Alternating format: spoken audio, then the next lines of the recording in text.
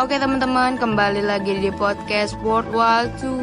Kita akan membahas masalah Perang Dunia Kedua. Jika kemarin kita menggunakan cara memotong-motong audio, sekarang kita bertemu langsung di acara podcast ini, oke? Ya. Ada dengan saudari siapa di sini? Saudara Safa di sini. Saudara apa saudari? Saudara. Oke. Podcast sendiri kalau katanya Pak Jo, pot adalah Pot bunga. pot bunga, cash adalah bayar tunai, ya toh? Jadi pot bunga dibayar tunai, podcast. Oke.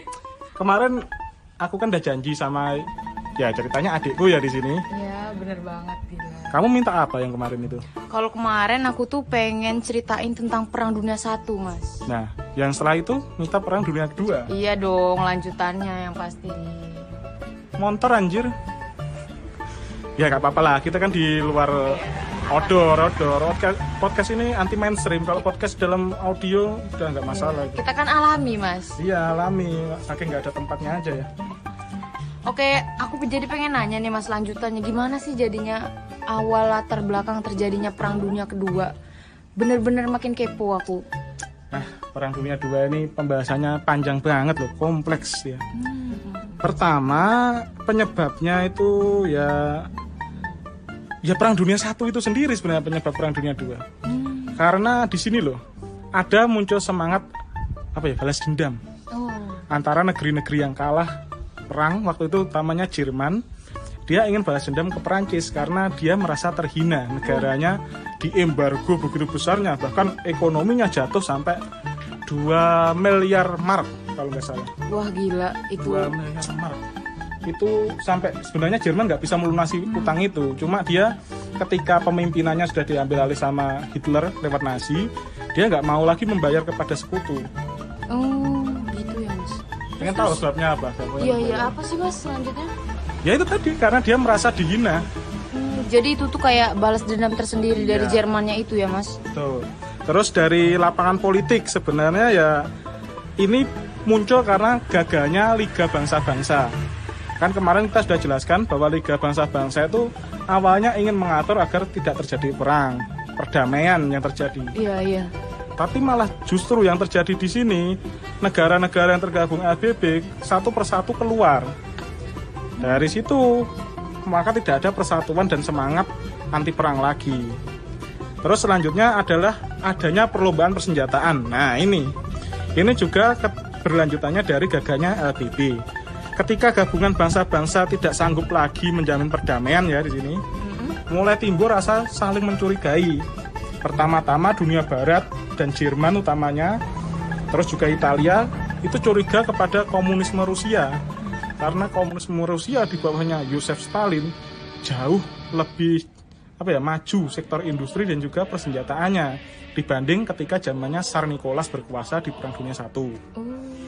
Terus curiga-mencurigai ini, maka setiap negara memperkuat dirinya sendiri. Jadi maksudnya gini, mereka sudah punya firasat kalau kedepannya akan terjadi perang lagi karena perlombaan senjata dan industri senjata utamanya. Selanjutnya adanya politik aliansi. Mereka mulai membuat politik aliansi lagi. Ini mirip ketika awal terjadinya Perang Dunia I.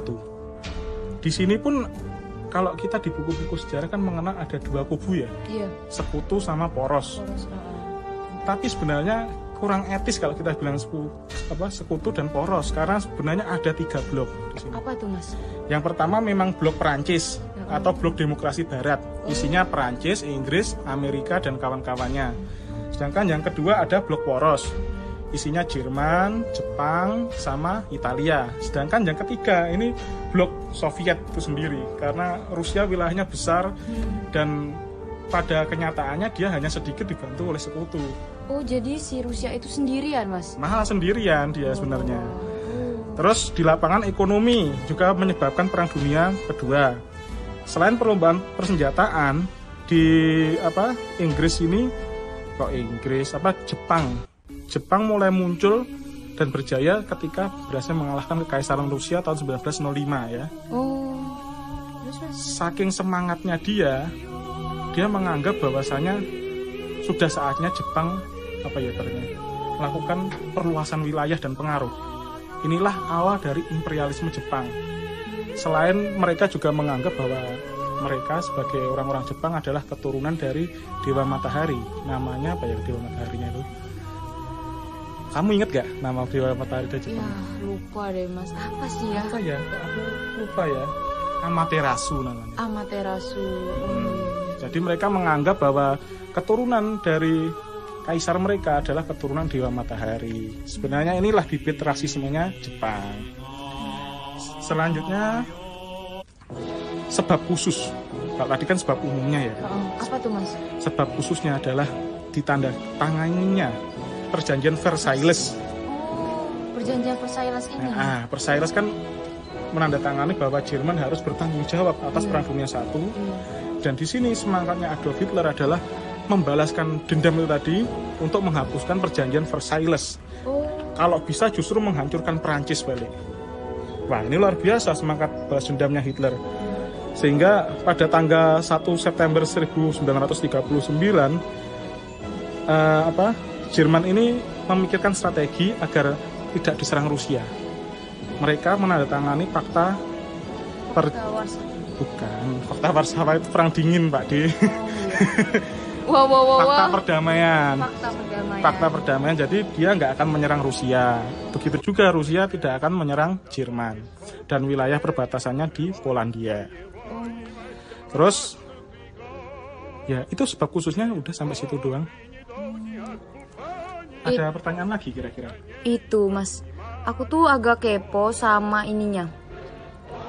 Tentang jalannya Perang Dunia Kedua itu. Kalau sebab umum dan khususnya kan aku udah tahu nih. Ya, nah, lanjutannya tuh aku pengen tahu banget tentang jalannya Perang Dunia Kedua itu gimana sih mas?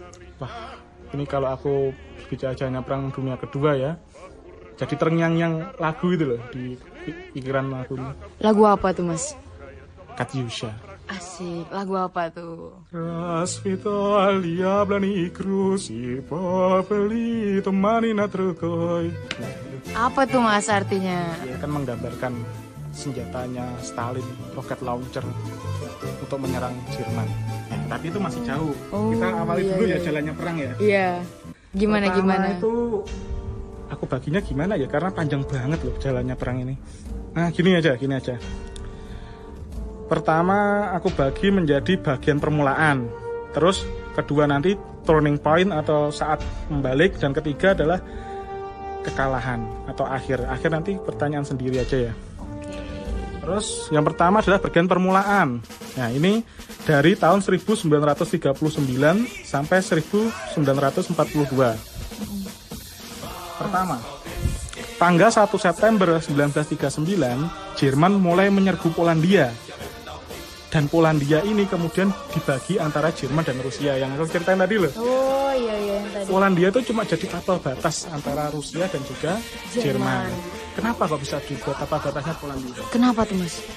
Karena Soviet di bawah Stalin juga ingin menguasai Polandia sebenarnya. Jadi ada maksud tersendiri. Kenapa mereka mengadakan perdamaian si Stalin itu dengan Hitler? Kenapa tuh mas?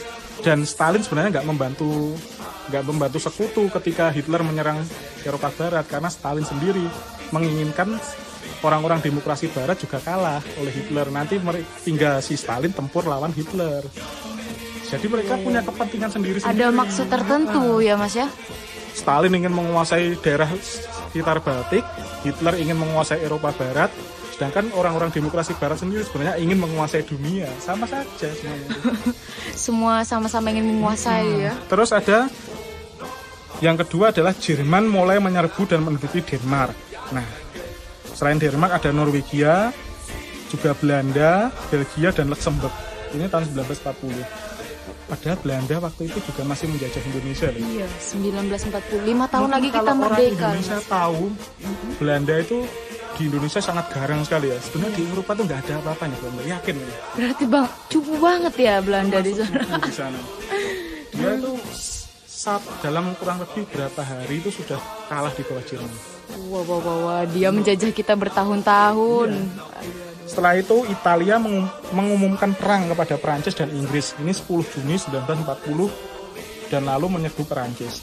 Italia di sini di bawah pimpinannya siapa? Kira-kira ayo. Siapa tuh Mas? Nah, Oh ini, aku ingat Mas. Benito. oh ya betul, Benito Mussolini. Benito Mussolini ini adalah pemimpin fasisme Dari Italia. dari Italia. Dia dijuluki sebagai Il Duce atau pemimpin tertingginya dari Italia. Kalau di Jerman Adolf Hitler, kalau di Italia itu namanya Benito. Benito Mussolini. Tapi mereka berbeda loh. Maksudnya kalau di Italia itu fasisme, kalau di Jerman itu sosialis nasionalis. Oh, Jadi, begitu. Sosial National Arbeiter Party, NSDAP jadinya. Bedanya apa? Apa tuh Mas? Kalau di Italia dia sistemnya itu korporasi dagang, tapi juga harus taat pada aturan negara. Oh, kalau di Jerman Mas? Kalau di Jerman dia menjalankan sosialisme, tapi hanya untuk Jerman, di dalam negeri saja. Dia menolak doktrinnya dari ajaran dari komunis yang internasional, dan dia ingin memajukan Jerman di atas segala-galanya. Makanya lagu kenegaraannya Deutschland über alles. Apa tuh artinya Mas? Jerman nomor 1 di atas segala-galanya. Wow, gila. Negara nomor 1 di dunia. Jadinya bukan lagi Jerman untuk dunia prinsipnya, tapi dunia untuk Jerman. Gila kan itu? Gila banget. Nah ini makanya Jerman rasis sekali. Setelah itu berlanjut ketika tanggal 13 Juni 1940. Monggo. Ya sambil dulu lah. Paris jatuh dalam tangan Jerman. Di sini Paris sudah jatuh dalam tangan Jerman. Berarti kalau Paris jatuh, otomatis Prancis di genggaman Jerman. Berarti Jerman berhasil membalas dendam dari Perang Dunia Pertama. Iya. Wah, berkaitan semua ya Mas ya? Berkaitan semua. Dan akhirnya Prancis dibagi menjadi 2. Prancis utara ini yang diduduki Jerman, dan yang bagian selatan jadi daerah pemerintahan Vichy di bawah Jenderal Petain. Nah kalau kamu tahu si Petain ini sebenarnya orang Prancis benar, cuma dia sangat condong ke Adolf Hitler. Dia tuh justru mirip-mirip Prancis tapi agak fasis gitu loh. Oh gitu. Dia malah memihak Hitler. Jadi ibaratnya dia cuma jadi bonekanya Hitler gitu loh. Terus kemudian pada tanggal 27 September 1940 ini terjadi perundingan yang akhirnya melahirkan blok poros, yaitu Jerman, Italia, dan Jepang bersatu dalam perjanjian 3 negara. Dan mereka pada akhirnya juga menandatangani Fakta Persatuan Anti Komunis untuk melawan Komintern. Jadi sudah tujuan global. Terus tanggal 6 Uni Soviet dan Jepang mengadakan perjanjian yang berisi bahwasanya Uni Soviet tidak akan menyerang Jepang dan sebaliknya. Karena di sini sebenarnya juga Jepang ingin cari aman dari Uni Soviet karena wilayahnya berdekatan sebenarnya. Selain itu Uni Soviet sendiri yaitu tadi tidak ingin terlibat perang terlebih dahulu, dia ingin menyaksikan negara-negara barat itu runtuh. Oh pantesan si Rusia itu pisah sendiri gitu ya? Iya. Jadi semua itu ada tujuan masing-masing. Terus tentara Jerman mulai menyerbu Balkan sampai di Pulau Kreta. Jadi itu di daerah sekitaran Yunani. Rumania dan Bulgaria memihak Jerman. Nah ini mereka memihak fasis karena gimana ya? Di daerah Baltik itu sudah dikuasai Soviet. Terus tentara Jerman di bawah Jenderal Erwin Rommel menyerbu Afrika. Nah ini pertempuran yang paling terkenal di daratan gurun pasir Afrika. Apa tuh namanya Mas? Itu kan pertempurannya antara Inggris dan Jerman. Jadi negara benua hitam ini justru terjadi pertempuran antara negara-negara kulit putih. Jadi mereka itu hanya ibaratnya memanfaatkan orang-orang kulit hitam sebagai budak ke depan. Jadi di sana bahkan Perancis juga merekrut pasukan orang-orang kulit hitam itu untuk ikut Perang Dunia Kedua. Ada sendiri namanya Legion Alsace kalau nggak salah. Itu bawahnya Perancis. Terus akhirnya Jerman menyerbu Rusia. Ini kekeliruan terbesarnya Jerman ini. Wah, berani banget. Tanggal 22 Juni 1941. Di dalam penanggalan sejarahnya Rusia ini dimulai sebagai perang di front timur. Ini diredek kalau cerita ini. Di mana jutaan nyawa akhirnya akan melayang sia-sia semuanya akibat perang ini. Korban terbesar memang dari Uni Soviet, cuma Jerman ini kalau aku bilang nggak belajar dari masa lalu dia. Kenapa, Mas? Kamu tahu Napoleon Bonaparte? Oh iya, tahu. Penggerak revolusi Prancis itu. Iya. Dia dengan semangat ekspansinya, imperialismenya, ingin sampai menaklukkan Rusia. Tapi apa yang terjadi? Dia dipukul mundur karena musim dingin yang ekstrim di Di Rusia. Rusia. Dan bahkan dia dipukul sampai ke Paris. Ini yang nggak dipelajari oleh Jerman. Jerman boleh punya strategi blitzkrieg atau serangan kilat. Tapi kalau yang musuhnya adalah kekuatan alam gimana? Itu loh yang harusnya diperhitungkan. Dinginnya Rusia itu ya, Mas. Jadi sangat penting sekali bagi jalannya peperangan karena ini adalah dimulainya the turning point atau titik balik perang. Terus pada tanggal 7 Desember 1941 dimulailah perang di Pasifik Raya atau dikenal sebagai perang Pasifik gitu aja lah. Perangnya antara Jepang dan juga Amerika. Nggak nanggung-nanggung, Jepang langsung nyerangnya Amerika. Gila, berani banget ya. Tahu, ini ditandai dengan apa penyerangan ini? Apa tuh, Mas? Pengeboman Pearl pelabuhan. Harbor, Iya. Itu dia. Pengeboman besar-besaran di sana. Dan Jerman sudah merasa puas, padahal nggak tahu itu cuma apa ya ibaratnya sebagian kecil kekuatannya Amerika di sana. Iya, benar. Karena Amerika masih punya kacang atom, bom atom. Keliru kocong atom anjir. Siang hari Lapar. Iya. Nah, terus lanjutlah ke babak berikutnya, the turning point atau titik balik. Pertama, Jepang mulai kalah dalam pertempuran Laut Karang pada tanggal 7 Mei 1942 ini di sekitaran Samudra Pasifik. Kalah sama Amerika. Diserang balik sama Amerika ya, Mas? Iya. Memang awalnya di Filipina, Jerman berhasil mengusir Douglas MacArthur. Dia petinggi pemimpinnya militer Amerika, tapi Douglas MacArthur sebelum meninggalkan Filipina berjanji bahwa aku akan segera kembali dalam beberapa tahun ke depan dan menghabiskan kalian orang-orang Jepang. Wow, ngeri omongannya. Terus kedua, Jerman dipukul mundur dalam pertempuran El Alamein. Ini di daerah Alexandria.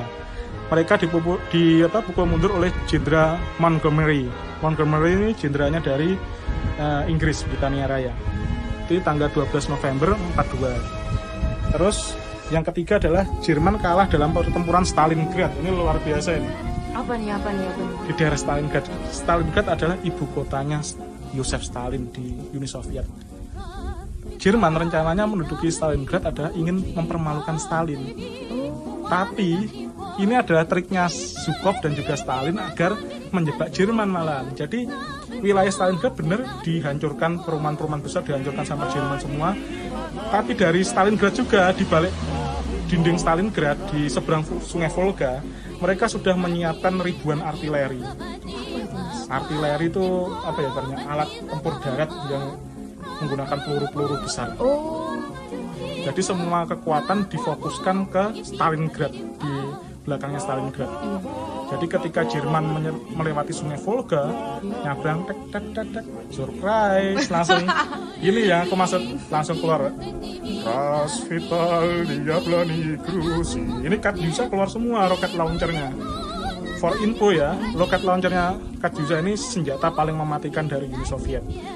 Ketika musuh cuma punya roket launcher hanya bisa mengeluarkan 3 roket, 4 roket, dia sekali keluar tuh bisa puluhan roket. Ya ampun. Jadi suaranya Bener-bener bertubi-tubi ya, Mas? Iya, ini mulai dipukul mundur. Terus akhirnya berlanjut tahun 43 sampai 45. Di Italia diserbu oleh sekutu di bawah Jenderal Eisenhower, ini dari Amerika. Eisenhower. Diserang Amerika. Mussolini berhasil ditangkap oleh Raja Victor Emmanuel III yang akhirnya diserahkan pada sekutu. Tetapi tentara Jerman berhasil menduduki Italia dan membebaskan Mussolini. Jadi Mussolini diselamatkan juga oleh fasis, oleh Jerman. Jadi Mussolini ini konyol sebenarnya. Dia tuh dari Perang Dunia I, Italia itu negara yang militernya lemah, berani-beraninya ikut perang. Ikut aja gitu ya? Iya. Dan pada kalau orang-orang mem bilang tuh, orang-orang meme itu Italia itu negara apa ya sejatinya cuma di belakangnya Jerman itulah, ngintil dia. Mampang aja iya, ya. Terus sejak 19 November 42 Jerman kalah dalam pertempuran Stalingrad. Nah, Di sini justru Rusia nggak berhenti, Soviet nggak berhenti. Dia membawa pasukannya besar-besaran, memukul mundur tentara Jerman sampai daerah perbatasan keluar Rusia. Jadi dia mundur, ada Battle of Kursk, terus juga ada peperangan di daerah Belarus, Sevastopol, semakin ke barat. Dan kalau kamu tahu berapa jumlah pasukan yang dikerahkan Uni Soviet kira-kira? Berapa tuh Mas? Kamu nebak kira-kira ratusan ribu lah? Bisa jadi mungkin. Ya, tepatnya adalah 2 juta. 2 juta pasukan dikerahkan untuk memukul mundur Jerman. Gila. 2 juta nggak main-main nih tentara merah. Mungkin kalau Stalin udah bilang gini, Tavaris, Krasnaya Armia, Bataliona Infantria, Hurra! Apa tuh artinya Mas? Kawan-kawan, tentara merah dikerahkan menuju ke barat, menuju perang, ke front depan. Gila, 2 juta manusia. Iya. Terus sampai akhirnya di wilayah Serbia, juga Jerman berhasil ditaklukkan di bawah pimpinan pasukan partisan. Partisan ini tentara gerilya. Kalau ingin tahu, Serbia itu nanti akan jadi Yugoslavia. Oh, kepecah ya Mas? Nah, tahu nggak tokohnya siapa, tokoh perang gerilya yang terkenal ini? Nggak tahu? Nggak tahu Mas. Dia nanti yang cikal bakal pendiri dari negara non-blok juga loh. Siapa tuh Mas? Joseph Broz Tito. Nah. Selanjutnya tentara USA, Amerika Serikat dan Inggris mengadakan serbuan di Normandia, pertempuran Normandia, Prancis pada tanggal 6 Juni 1944 sehingga dikenal sebagai D-Day atau Decision Day, hari yang telah ditentukan di bawah pimpinan Jenderal Eisenhower. Dan ini babak inilah yang mulai menandai babak akhirnya Perang Dunia Kedua. Kira-kira lanjut lagi langsung. Lanjut dong Mas, makin kepo nih. Ke akhir perang ya. Iya. Akhir perang ya jelas ini Jerman menyerah. Dia yang memulai, dia yang menyerah. Nah, menyerahnya kepada siapa? Bukan pada sekutu dulu. Siapa menyerahnya pada Uni Soviet dulu pada tanggal 7 Mei 1945. Di sini ceritanya kota Berlin sudah diduduki pasukan tentara merah. Semua kota dikepung. Hitler bersembunyi di bawah bunker. Di situ sebelum dia sembunyi di bawah bunker, tangannya yang sudah kena Parkinson kan, getar-getar gitu, nggak bisa nahan. Dia karena posisinya sudah tua juga, dia sampai mendoktrin anak-anak kecil usia ya 11 tahun, 12 tahun, 14 tahun itu untuk ikut perang menjaga Jerman sampai mati. Lebih baik kalian mati daripada kalian kalah perang. Wow, doktrinnya kuat banget. Itu anak kecil loh Mas. Dan akhirnya si Hitler kan bunuh diri dengan setelah menikahi kekasihnya Eva Braun. Eva Braun minum racun, terus Hitler menembak kepalanya sendiri. Sebelum dia mati, dia berpesan pada bawahannya, jangan sampai mayat mereka itu tetap utuh. Tolong bakar mayat kami supaya nggak ditemukan oleh musuhnya Jerman. Jadi mereka nggak mau mayatnya yang terlalu suci lah mungkin. Jangan sampai dipertontonkan kayak Italia. Di Italia kenapa? Si Benito Mussolini matinya mengenaskan. Gimana tuh Mas? Dia berhasil dikalahkan oleh pasukan gerilya Italia. Iya? Dengan mungkin mereka pasukan gerilya nyanyi Una mattina mi son svegliato, oh bella ciao, bella ciao, bella ciao. Sambil dia menangkap Benito Mussolini, terus digantung, mayatnya digantung di tengah kota, ditelanjangi. Ya ampun. Ya memang itu penjahat, fasis. Iya. Nah, Hitler nggak mau kayak gitu. Makanya dia minta untuk dibakar. Oh, Mungkin kasih kecap enak. Dicemil. Terus akhirnya orang kepercayaan Hitler seperti Göring Iya. dan juga istri mereka sebagai propaganda terkenalnya Hitler, nggak mau juga mereka mati di bawah tentara Soviet atau bahkan menyerah di bawah tentara Soviet. Akhirnya gimana di mereka Mas? Itu istrinya itu dia membunuh 6 orang anaknya. Dibunuhnya pakai apa tuh Mas? Dibunuh pakai racun cyanida. Ya ampun. Terus dia juga ikut bunuh diri. Nah ini sudah orang-orang kepercayaannya Hitler, dan Hitler sendiri sudah mati semua, pertanda Jerman sudah Kalah. Terus tambah lagi tanggal 2 September 45 Jepang menyerah kepada sekutu. Karena ya tahu sendirilah ini terjadi bom atom itu. Bom atom Hiroshima dan Nagasaki. Kalau tahu nggak bomnya sama apa nggak ya kira-kira yang dijatuhkan itu? Beda kayaknya ya. Beda.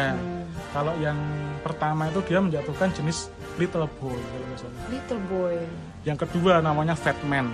Wah. Itu bom atom hulu ledak yang paling besar di zamannya. Kalau nggak di zamannya ya tetap Tsar Bomba itu yang punya Soviet itu. Soviet. Terus di sini juga akhirnya wilayah yang di bawah pendudukan Jepang harus diserahkan sementara loh awalnya. Jadi akhirnya di Korea yang diduduki Jepang itu 38 derajat lintang utara dan selatan dibagi. Yang selatan diduduki oleh tentara Amerika, yang utara diduduki oleh Uni Soviet, dan akhirnya nanti akan jadi berkepanjangan perang Korea. Jadilah Korea Utara dan Korea Selatan. Seperti yang ada sekarang ya. Opa Kim Jong Un. Sareo. Terus yang perlu dicatat adalah orang-orang terkenal dari masing-masing negara. Di Jerman yang paling terkenal ada Erwin Rommel, sebutannya si rubah gurun. Terus ada juga von Rasder. Terus dari Inggris ada Montgomery, itu marsekal yang bisa menaklukkan Rommel lah. Terus dari Amerika ada Eisenhower sama Douglas MacArthur. Dari Rusia jelas ada Eyang Zhukov. Zhukov. Aduh Eyang. Dari Jepang ada Tojo dan Yamashita. Tojo ini nanti akhirnya jadi penjahat perang. Dia nanti akan dihakimi. Terus perjanjian perdamaian. Jadi ada muncul perjanjian perdamaian.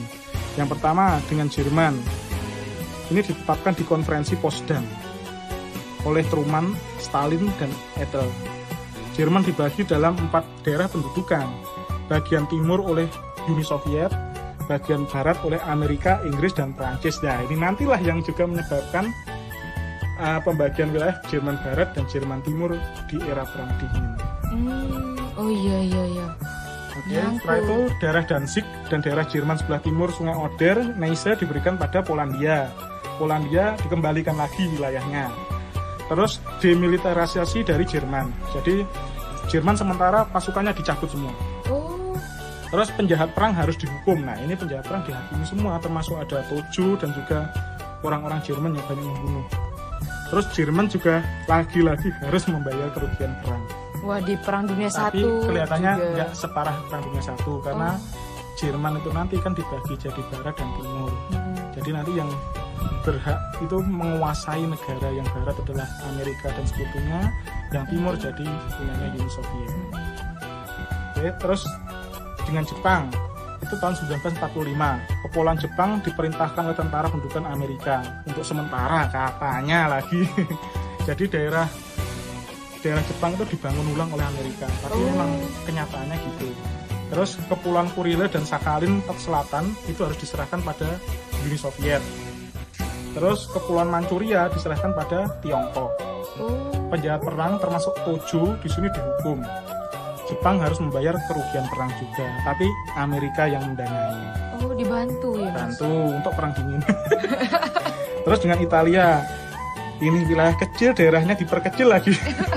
Thrace menjadi daerah merdeka di bawah PBB. Abesina dan Albania dimerdekakan kembali. Semua jajahan di Afrika Utara diambil oleh Inggris. Perasaan jajahannya cuma satu deh. Itu pun diserahkan ke Inggris. Dan jajah cuma satu diserahkan lagi. Terus Italia harus membayar kerugian perang. Aduh. Negara kecil. Terus dengan Austria, kota Wina dibagi dalam 4 daerah pendudukan di bawah Uni Soviet, USA, Inggris, dan Prancis. 4 pendudukan. Terus perjanjian dengan Hungaria, Rumania, Bulgaria, Finlandia, di Paris tahun 47 yang isinya masing-masing daerah harus diperkecil, harus membayar kerugian perang. Nah, itu.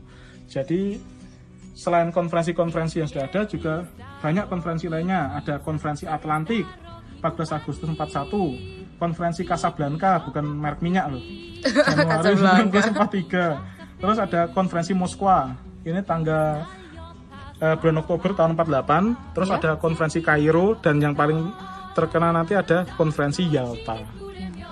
Jadi di konferensi Yalta ini duduklah 3 pemimpin terbesar pada abad itu, yaitu ada Franklin Delano Roosevelt dari Amerika, ada Churchill dari Inggris dan Joseph Stalin. Dan mereka duduk bertiga, deretan itu, difoto, direkam. Inilah penanda perang dingin dimulai. Wah. Ada lanjutannya berarti ya, Mas? Yang si Roosevelt, Franklin Delano Roosevelt tertawa-tertawa, si Churchill juga gitu, si Stalin merengut sendiri. Tampang dua orang ini. Mungkin gitu di pikirannya. Tet. Terus akibat dari Perang Dunia II. Ini dampaknya yang menghancurkan banget. Pertama ada di lapangan politik. USA keluar dari Perang Dunia II tidak hanya sebagai pemenang, tetapi juga sebagai negara yang menyebabkan kemenangan dan hegemoni demokrasi Barat. Oh, sebabnya. Terus Uni Soviet juga keluar sebagai pemenang dari Perang Dunia II, sehingga muncullah sebuah raksasa baru di dunia. Dia sudah punya Komintern, dia juga mengatur negara-negara komunis di dunia. Setelah itu dia juga muncul sebagai raksasa yang satu-satunya bisa menyaingi Amerika. Wah, gila. Terus perebutan hegemoni antara Amerika dan Uni Soviet. Ini sudah nggak usah diragukan lagi ya. Negara-negara di masa mendatang akan terbagi-bagi antara pendudukan Uni Soviet, Amerika. Sampai bahkan Indonesia sendiri kan kena perang dingin itu. Nggak usah diceritakan lah. Nanti dikira KPI. Kebalik. Oh, ya jangan dibalik. Terus adanya jatuhnya imperialisme politik. Nasionalisme Asia yang telah lama ditindas oleh negara-negara Barat akhirnya di sini mulai bisa terbebaskan. Jadi kolonialisme berakhir di Perang Dunia Kedua ini. Terus juga Jepang kan berhasil dikalahkan sehingga Indonesia merdeka tahun 45. 45 ya. Pas Perang Dunia sudah selesai. Ada Soekarno, Hatta. Terus adanya politik aliansi, lagi-lagi muncul politik aliansi. Jika di daerah Atlantik dan juga Amerika mereka membentuk NATO pada tahun 50-an nanti, Uni Soviet juga nggak mau kalah. Dia bikin apa tuh, Mas? Fakta Warsawa. Sama-sama merebut hegemoni. Tadi juga sudah saya sebutkan yang politik memecah belah. Terus muncullah di lapangan ekonomi, sehingga ada Truman Doctrine dari Amerika, yaitu memberi bantuan ekonomi pada militer Turki dan Yunani. Terus ada Marshall Plan. Marshall Plan ini yang disalahgunakan oleh Belanda, gampang. Kenapa tuh, Mas, Belanda? Marshall Plan itu dia kan dikasih dana untuk memperbaiki negaranya, malah dibuat perang di Irian Barat sama Belanda, kampret. Wah, kurang ajar. Nah, itu. Terus ada juga Point of Truman, Fort Truman, terus juga ada Colombo Plan. Colombo Plan itu Gejayan, Colombo, itu kampus kita. Salah. Hah? Salah server. Oh iya, salah server ya? Iya, Colombo Plan. Oh iya, terus ada lapangan sosial, didirikanlah UNRWA, United Nations Relief Rehabilitation Administration, terjemahkan di Google Translate sendiri. Terus juga yang nggak kalah penting, ini pertanyaan terakhirmu tadi apa ya? Kira-kira? Pertanyaan terakhir aku tadi tuh, aku tuh masih kepo banget nih, Mas. Masalah apa? Itu kan kita udah yang latar belakang jalan perangnya, akhirnya udah. Terus aku nih masih bingung kan, kalau dulu aku baca tuh munculnya PBB pas akhir Perang Dunia Kedua. Itu kenapa sih, Mas, bisa muncul si PBB ini? Ya sebenarnya sekali lagi sebenarnya terinspirasi oleh LBB. Cuma berbeda lah PBB sama LBB. PBB yang juga dikenal dengan UNO, bukan game UNO loh ya. United Nations Organization, oke. Ditandatangani oleh Roosevelt dan Churchill di atas geladak kapal Augusta di Teluk Newfoundland. Isinya antara lain tidak boleh ada perluasan daerah. Segala bangsa berhak untuk menentukan bentuk dan corak negaranya sendiri, termasuk Indonesia. Semua negara diperkenankan ikut serta dalam perdagangan internasional, membentuk perdamaian dunia dan menolak jalan kekerasan apapun itu. Terus juga disusul ada Declaration of the United Nations tanggal 1 Januari 42 yang diadakan di Washington. Terus ada the Bretton Woods di Washington. Terus Yalta Konferensi, ini yang latar belakang lahirnya dulu ya. Tujuannya UNO adalah menjamin perdamaian dunia. Tujuan PBB menjamin hak-hak manusia, kemajuan sosial dan ekonomi katanya. Perselisihan harus diselesaikan dengan jalan damai, tidak boleh ada perang. Apa kabar perang Teluk? Tidak boleh melanggar kedaulatan negara lain. Masa?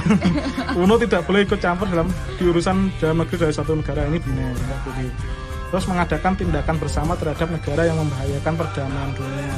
Paling organisasi PBB ini ada beberapa tingkatan, yaitu ada sidang umum ini yang tertinggi, General Assembly, terus ada Dewan Keamanan, Security Council, terus Dewan Ekonomi dan Sosial, Dewan Pengawas, Panitia, dan lain sebagainya. Cuma di sini ada negara-negara yang punya hak khusus di PBB yang dikenal sebagai Big Five nantinya.